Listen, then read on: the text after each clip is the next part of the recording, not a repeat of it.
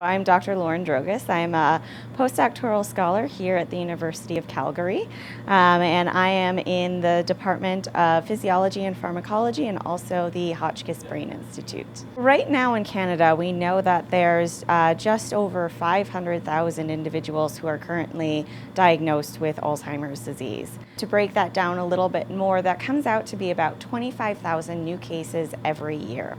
What we do know is that across the next few decades, the number of Canadians who will be diagnosed with Alzheimer's disease is projected to increase.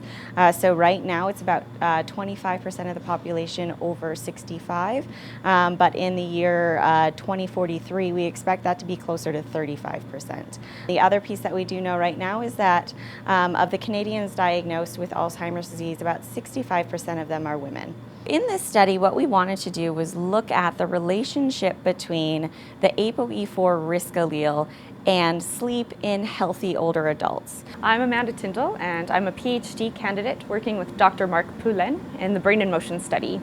You've got two copies of every gene in your body that really makes you, you.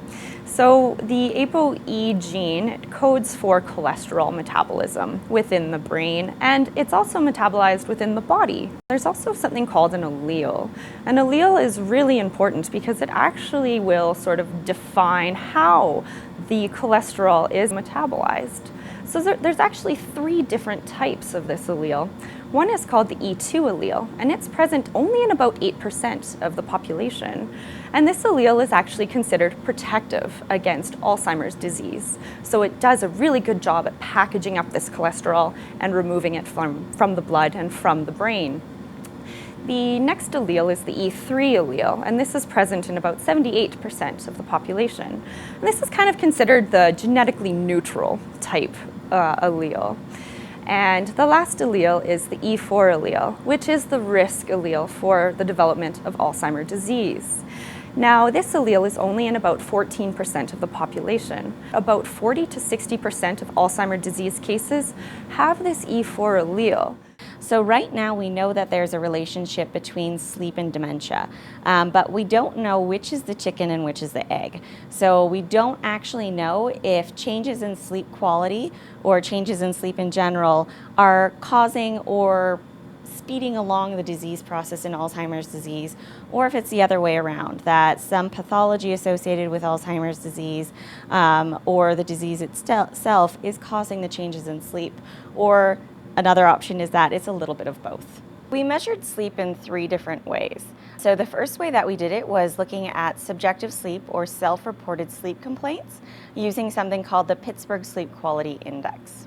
The second two ways are objective measures of sleep, or we're looking at sleep using equipment to actually measure sleep waves. So the first one is polysomnography. There's electrodes on the scalp, and what it does is it measures brain waves, and that way we can categorize the stages of sleep. We're also able to look at things like respiratory changes as well.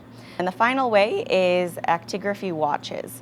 So this is used across 2 weeks, and the subjects just wear something, it's a small band that they wear on their non-dominant wrist, kind of like a fitness tracker. But here, instead of looking at the number of steps they're taking, it's using an algorithm to compare their activity during the day to at night, and lets us know when they're awake versus when they're asleep.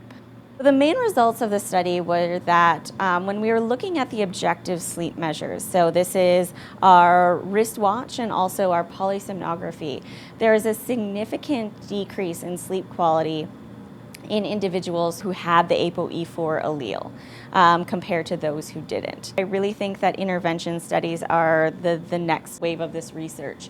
So looking at ways of improving sleep and seeing if that ameliorates or diminishes the impact of the ApoE4 allele and its subsequent impact on sleep. So things like looking at lifestyle interventions, possibly exercise, looking at medications that can affect sleep, and then also looking at other things, something like cognitive behavioral therapy for insomnia, seeing if these things can impact sleep and also decrease or delay the onset of dementia in those who are at risk for the disease. My hope is generally that this research helps delay and prevent dementia within Canada. We, in general, need to reduce the burden of dementia across the world because it's going to be increasing dramatically across the next decades. And any research into delaying the onset or decreasing disease burden is incredibly important right now, and I just hope that this can sort of spark some new ideas of ways to treat and delay dementia that may not involve medications.